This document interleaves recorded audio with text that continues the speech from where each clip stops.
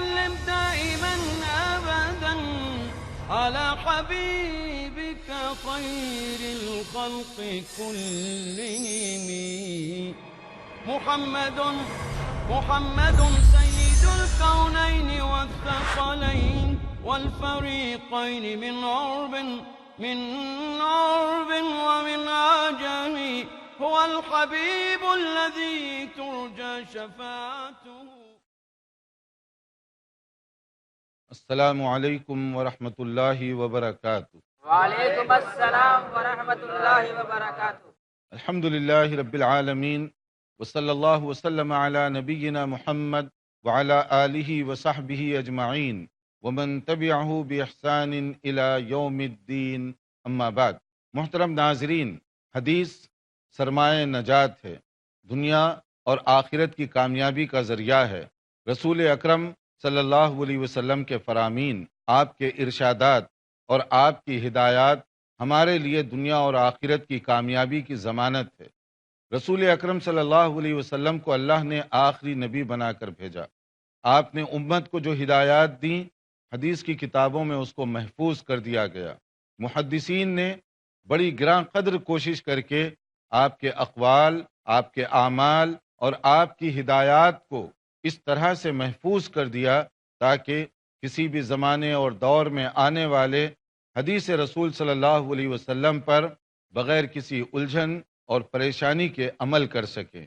اور ہمارے لیے اسی میں کامیابی ہے کہ ہم رسول اکرم صلی اللہ علیہ وسلم کے فرامین، آپ کے ارشادات اور آپ کی سنت اور سیرت کے مطابق اپنی زندگیوں کو بنائیں، سنواریں اور اسی کے مطابق گزاریں. حدیث صرف کسی ایک گوشے میں نہیں کہ نماز کیسے پڑھی جائے، وضو کیسے کیا جائے، بلکہ زندگی کے تمام معاملات میں اس پر عمل کرنے کی ضرورت ہے. چاہے وہ خرید و فروخت کا مسئلہ ہو، سیاست ہو، کاروبار ہو، تجارت ہو، شادی بیاہ کے مسائل ہوں، میاں بیوی کے تعلقات ہوں، ان سب کو سنت کے سانچے ہی میں ڈھلا ہوا ہونا چاہیے. گزشتہ ہم نے رشتے ناطے کے بارے میں بہت ساری باتیں کی ہیں، اور اسی طرح سے اس میں شادی بیاہ کی زندگی کو کامیاب بنانے کے لیے جو اصول بتائے گئے ہیں اس کے بارے میں بھی ہم نے تفصیلی باتیں کی. اب ہمارے سامنے جو اس وقت نیا چیپٹر ہے وہ ہے مرد عورتوں کے ساتھ کیسے سلوک کریں اور عورتیں مردوں کے ساتھ کیسے سلوک کریں، یعنی میاں بیوی کے باہمی تعلقات. فیملی لائف کے اندر جب رشتہ ازدواج میں منسلک ہو جاتے ہیں دو اجنبی لوگ، یعنی ایک لڑکی اور ایک لڑکا، جب وہ ایجاب و قبول ہوتا ہے تو اس کے بعد سے وہ اب دو نہیں بلکہ ایک بن جاتے ہیں. ان کا دکھ درد آپس میں ایک جیسا ہونا چاہیے، خوشی مسرت ایک جیسی ہونی چاہیے. اگر یہ تصور ہو بیوی کے ذہن میں اور یہی تصور ہو شوہر کے ذہن میں تو وہ گھرانہ باغ و بہار بن جائے گا. لیکن اگر شادی کے بعد بھی ہم اس طرح سے زندگی گزاریں کہ یہ میرا ہے یہ تیرا ہے، یعنی شوہر کو ایک الگ نظر سے دیکھے اور شوہر بیوی کو الگ نظر سے دیکھے، تو اس کی وجہ سے وہ خیر و برکت عام طور پہ پیدا نہیں ہوتی. عموماً دیکھا گیا کہ اس شرعی بنیادی نقطے کو نہ سمجھنے کی وجہ سے بڑی غلط فہمیاں پیدا ہوتی ہیں. خاص طور پر جو لوگ اپنے آپ کو بہت ماڈرن سمجھتے ہیں یا دین سے واقف نہیں ہوتے، وہاں یہ چیزیں بہت زیادہ دیکھنے میں آتی ہیں کہ عموماً میاں بیوی میں یہ ہوتا ہے کہ یہ جو ہے نا وہ کہتی ہے کہ یہ جو بل آیا ہوا ہے دس از ناٹ مائی ریسپانسبلٹی، کہ یہ بل ادا کرنا میری ذمہ داری نہیں، شوہر جائے وہ ادا کرے. اور دوسرا بل آئے گا تو شوہر کہے گا یہ سیم جملہ وہ کہے گا کہ یہ میری ذمہ داری نہیں تمہاری ذمہ داری ہے. اب میاں بیوی ہیں لڑ رہے ہیں بل کی ادائیگی میں. پانی کا بل شوہر کہتا ہے یہ بیوی کی ذمہ داری ہے، ٹیلی فون کا بل بیوی کہتی ہے یہ شوہر کی ذمہ داری ہے. کبھی کوئی چیز لے آئے اب حساب کتاب کرنے پر تلے ہوئے ہیں کہ یہ چیز میں نے لائی ہے اب اس کی پیمنٹ تم کو کرنی ہے. ہوٹل میں کھانا کھائے وہ کہتے ہیں کہ آپ اپنا بل دے دیں میں اپنا بل دے دوں گا، ہے دونوں میاں بیوی. تو اس طرح سے جو محبت ہونی چاہیے، یگانگت ہونی چاہیے، وہ دھیرے دھیرے ختم ہوتی چلی جا رہی ہے. اور اس کے اندر دونوں اپنے آپ کو ایسے رکھتے ہیں جیسے کہ اجنبی ہیں یا پارٹ ٹائم ہم زندگی گزار رہے ہیں شوہر اور بیوی کی طرح سے. اسلامی طور پر یہ تصور نہیں دیا گیا. اسلامی طور پر وہ دونوں کو ایک جان ہو کر زندگی گزارنی چاہیے. اس کا غم خوشی مسرت سب اپنی غم خوشی مسرت اس طرح سے آدمی رکھے تو فتنہ اور فساد سے ہم بچ سکتے ہیں۔ اسی لیے جو ہدایات دی گئیں اس کے خلاصے کو آپ سامنے رکھیے کہ اس میں یہ بتایا جا رہا ہے دونوں کو ایک دوسرے کے جذبات، اس کے فیلنگ، اس کو سامنے رکھو، محسوس کرو۔ یہ نہیں ہے کہ آپ اپنے جذبات کو بتا رہے ہیں بار بار لیکن بیوی کے جذبات کی قدر نہیں کرتے۔ مثلا کچھ شوہر ایسے ہیں جو بیوی پر پابندی لگائے ہوئے ہیں کہ تم اپنے باپ کے گھر نہیں جا سکتے، تم فون نہیں کر سکتے، تم اپنے رشتہ داروں کی وزٹ نہیں کر سکتے۔ اب آپ سمجھیے ذرا، اگر کوئی آدمی آپ کی بیٹی شادی کے بعد جائے سسرال میں اور وہ پابندی لگا دیں کہ آپ سے ملاقات نہیں کر سکتی آپ کی بیٹی، آپ کے دل پر اس کا کیا اثر ہوگا؟ آپ کی بیوی کے دل پر اس کا کیا اثر ہوگا کہ بیٹی آپ کے گھر ملنے کے لیے نہیں آ سکتی؟ تو جس طرح اس کے جذبات ہیں اسی طرح آپ کی بیوی کے بھی جذبات ہیں جو آپ نے اس کے اوپر پابندی لگائی ہوئی ہے۔ اور بعض اوقات ایسے ہوتا ہے کہ شادی کے بعد ساس، سسرے اور اس کے جو متعلقین ہیں یعنی ان لاز جس کو ہم کہتے ہیں، سالہ سالی وغیرہ یا ننن وغیرہ وغیرہ، فیملی کے اندر جو بھی ہیں، وہ سب غلط فہمی سے یہ سمجھنے لگتے ہیں کہ یہ آنے والی لڑکی ہم سب کی ملازمہ ہے، ہم سب کے لیے کام کرنا اس کی ذمہ داری ہے۔ سسرے کو بھی یہی توقع ہوتی ہے، ساس بھی یہی امید رکھتی ہے، اور اس کی دوسری جو بیٹیاں ہیں گھر کی وہ سب یہی امید رکھتی ہیں کہ اس کا کام ہے کہ ہمارے لیے سرو کرتے رہنا۔ اگر آپ کی بیٹی سے کوئی اسی طرح کا کام لے آپ کو شکایت ہوگی، آپ اس کو پسند نہیں کرتے، تو کیا یہ دوسروں کی بیٹی نہیں ہے؟ کیا اس کے دل میں پتھر کا کوئی ٹکڑا ہے؟ کیا اس کے اندر فیلنگ نہیں ہے؟ اگر اس کے اندر بھی فیلنگ ہے تو پھر آپ کے لیے کیسے یہ گوارا طبیعت کرتی ہے کہ آپ اس کے ساتھ اس طرح کا سلوک اور معاملہ کریں؟ اور یہ ہمارے ہاں جو تصور پیدا ہو گیا ہے کہ پورے گھر کی وہ کام کرنے والی ہے اور پورے گھر کی جو خدمات ہیں اس کے اوپر ضروری ہیں، یہ غیر شرعی انداز، غیر اسلامی انداز فکر ہے۔ اسلام قطعاً اس کی اجازت نہیں دیتا، ایسا بوجھ لڑکی کے اوپر ڈالتا ہے نہ لڑکے کے اوپر ڈالتا ہے۔ اگر اس طرح کی حرکتیں کریں گے تو پھر اس سے خیر کا معاشرہ کیسے پیدا ہوگا؟ اب آپ اس پر پابندی لگائے ہوئے ہیں کہ وہ اپنے ماں باپ سے فون نہیں کر سکتی، تو آپ کے ساتھ بیوی بن کر صحیح رہے گی؟ پھر وہ آپ نے اس کے دل کو مجروح کیا، جذبات کو ٹھیس پہنچائی اور چاہتے ہیں کہ بیوی بن کر رہے، اطاعت گزار بن کر رہے۔ تو اگر اطاعت گزار آپ اس کو بنانا چاہتے ہیں، خود بھی اس کے جذبات کی قدر کریں، خود بھی اس کے احساسات کی قدر کریں۔ اگر دونوں طرف سے ایسے ہوگا تو یقیناً اس کا فائدہ ہوگا۔ دیکھیے نبی کریم صلی اللہ علیہ وسلم کا انداز کہ آپ کی یہ سنتیں سب ہمارے لیے ہیں۔ ہم بدقسمتی سے یہ سمجھ بیٹھے کہ سنت ہے وہ صرف مسجد اور نماز روزے کے مسئلے میں ہے، گھریلو زندگی، کاروبار، سیاست، یہ سب چیزوں میں سنت اور سیرت سے کوئی پیغام ہم لینے کے لیے تیار نہیں۔ یہ انداز فکر باطل اور غلط انداز فکر ہے۔ گھریلو زندگی میں بھی سنت کی ضرورت ہے، میاں بیوی کی لائف میں بھی سنت کی ضرورت ہے، شوہر اور بیوی، ماں باپ اور بچے، اسی طرح فیملی لائف، ان سب چیزوں میں سنت پر عمل کرنا ہم سب کے لیے ضروری ہے، لیکن عام طور پہ ایسے نہیں ہوتا۔ اب دیکھیے نبی کریم صلی اللہ علیہ وسلم کتنا خیال رکھا کرتے تھے۔ مثال کے طور پر ایک موقع پر ایسے ہوا، عید کا موقع تھا، مسجد میں کچھ لوگ آئے جس کو آج کی اصطلاح میں ہم کہتے ہیں مارشل آرٹ، یعنی وہ لکڑی کا کرتب وغیرہ اس طرح کی چیزیں کر رہے تھے۔ نبی صلی اللہ علیہ وسلم کے پیچھے حضرت عائشہ ٹھہری ہوئی تھی، ام المؤمنین۔ حضرت عائشہ کا مقام دیکھیے، نبی صلی اللہ علیہ وسلم اپنے پیچھے ان کو کھڑا کیے اور خود آپ دکھا رہے تھے، یعنی لکڑی اکڑی کے کرتب اور اس طرح کے جو مارشل آرٹ کے طور پر آج کل تو وہ کراٹے اور اس طرح کی چیزیں ہیں، اسی سے ملتی جلتی چیزیں کچھ ایسے لوگ تھے جو دیہات وغیرہ سے تعلق رکھتے تھے، وہ آئے اور مسجد میں یہ کر رہے تھے۔ عید کا موقع تھا، آپ کے پیچھے حضرت عائشہ رضی اللہ عنہ ٹھہری ہوئی تھیں اور وہ آپ دکھا رہے تھے ان کو۔ یہ جذبات کی قدر اور وہ جذبات کی رسپیکٹ۔ پھر اس کے بعد کیا ہوا، تھوڑی دیر بعد آپ نے محسوس کیا کہ وہ اور دیکھنا چاہتی ہیں تو آپ کھڑے رہے۔ پھر تھوڑی دیر بعد آپ نے محسوس کیا وہ اور دیکھنا چاہتی ہیں تو آپ ٹھہرے رہے ویسے ہی۔ اور اس کے بعد جب انہوں نے خود کہا ٹھیک ہے بس ہے اب کافی انف، تو پھر آپ اندر گھر میں تشریف لے گئے۔ اب یہ دیکھنے میں چھوٹی بات معلوم ہوتی ہے لیکن یہ ہے بہت بڑی بات کہ اس کے اندر دوسروں کے جذبات شرعی حدود میں رہتے ہوئے ادا کرنا، یہ نبی صلی اللہ علیہ وسلم کی سنت ہے، نبی صلی اللہ علیہ وسلم کا طریقہ ہے۔ ہمارا انداز بس ڈو اور ڈونٹ، ہر وقت ڈکٹیٹرشپ، ہر وقت حکم چلانا، یہی ہم توقع رکھتے ہیں اور یہی عادت بنی ہوئی ہے۔ یہ شرعی تعلیمات کے خلاف ہے، یہ مزاج نبوت کو جو سمجھے اس کے خلاف ہے۔ ایک مرتبہ ایسے ہوا کہ یہ اچھی زندگی گزارنے کے لیے سنت سے ہمیں کیا پیغام مل رہا ہے، حدیث کو پڑھیے، آپ کو معلوم ہوگا۔ اگر معزز خواتین جو دنیا بھر میں ہمارا پروگرام دیکھ رہی ہیں، اگر وہ سنت رسول کو سمجھیں، کتنی مصیبت اور بوجھ سے اللہ تعالیٰ ان کو نجات دے گا۔ حدیث پر عمل کرنے سے ہر جگہ رحمت، سہولت اور آسانی ہوگی۔ مدینہ منورہ میں اگر جو لوگ زائرین حرم ہیں ان کو معلوم ہوگا، ایک جگہ ہے تو مسجد مسابقہ کہتے ہیں اس کو، یعنی وہ مسجد جہاں پر ریس کمپٹیشن ہوا تھا۔ تو وہ مقابلہ کس کے درمیان ہوا تھا؟ اصل میں وہ ہوا تھا نبی صلی اللہ علیہ وسلم اور حضرت عائشہ کی ریس۔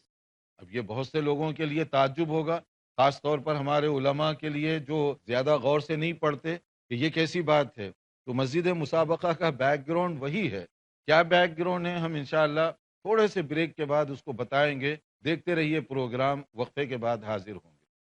محمد سید الکونین والثقلین۔ ناظرین، وقفے سے پہلے ہم بتا رہے تھے کہ میاں بیوی کی اچھی زندگی گزارنے کے لیے ضروری ہے کہ دونوں ایک دوسرے کے جذبات کی قدردانی کریں، اور یہی سنت ہے۔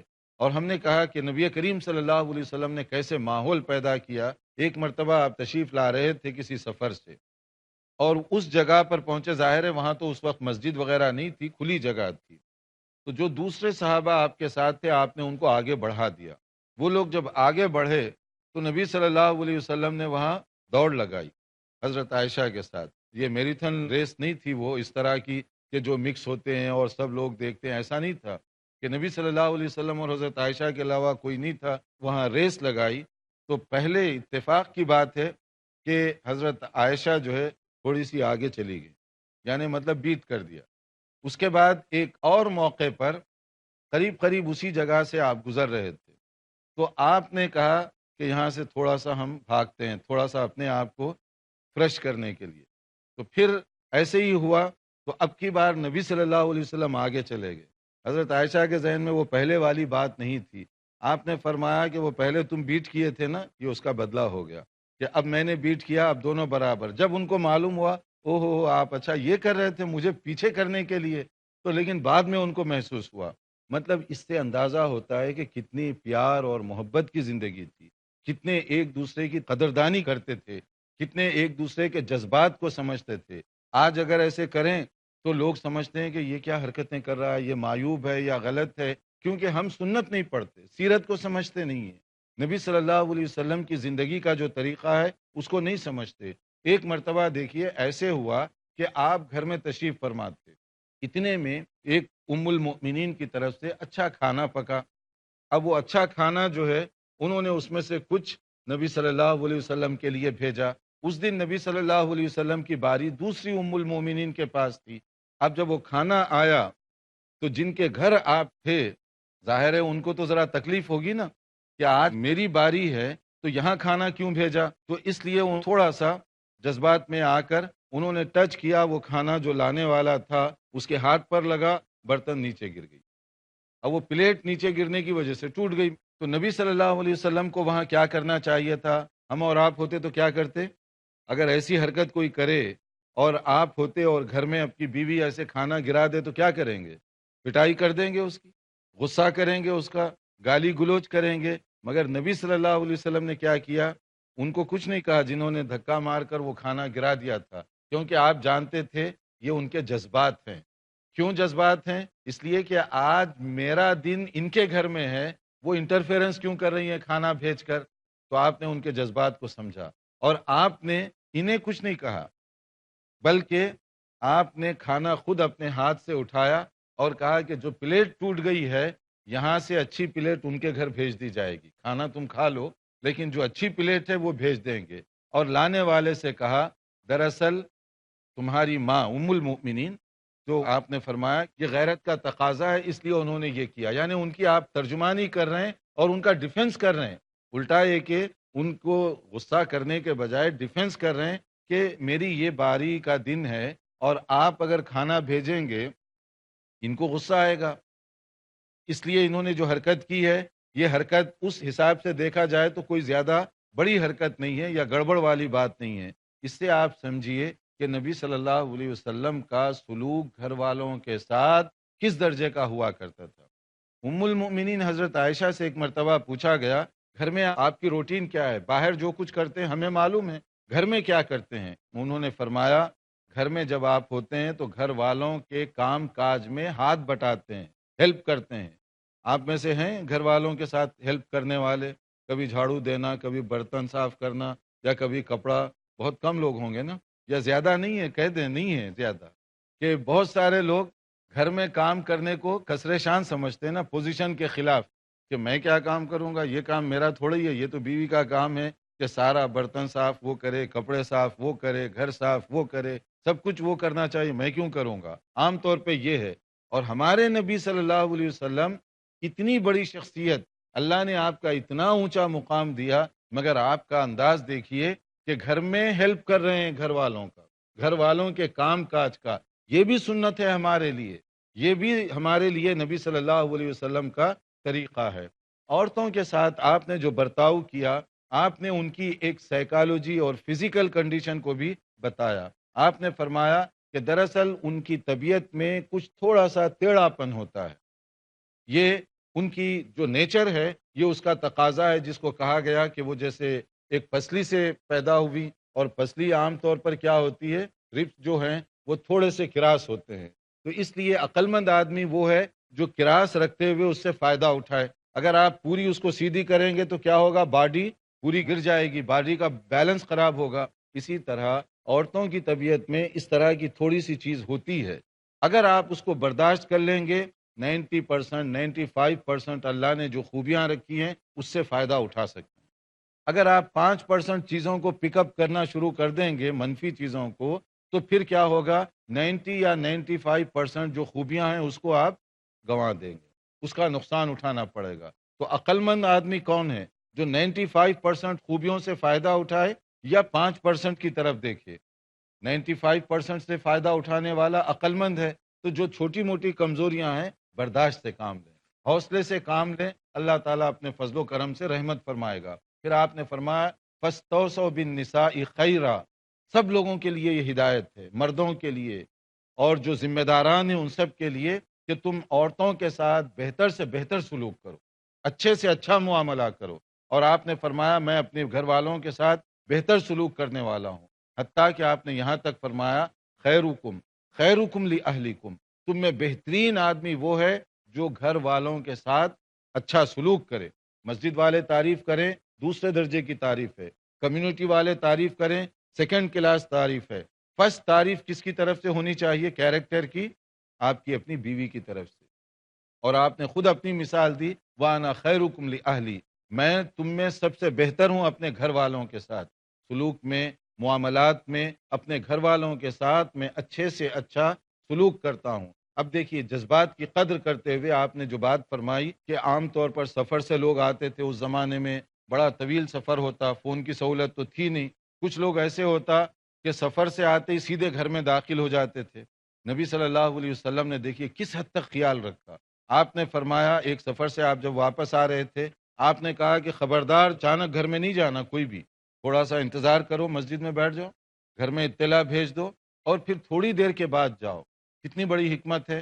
کیوں؟ آپ نے فرمایا کہ تم سفر سے واپس آ رہے ہو، گھر والوں کو تو معلوم نہیں تھا نا آج ایگزیکٹلی آپ آنے والے ہیں، ہو سکتا ہے وہ کنگھی چھوٹی کپڑے وغیرہ ان کے ٹھیک نہ ہوں، اگر آپ تھوڑا سا ان کو ٹائم دیں گے، وہ اپنے آپ کو ٹھیک کریں گے، تو پھر آپ جائیں گے تو آپ کو خوشی ہوگی۔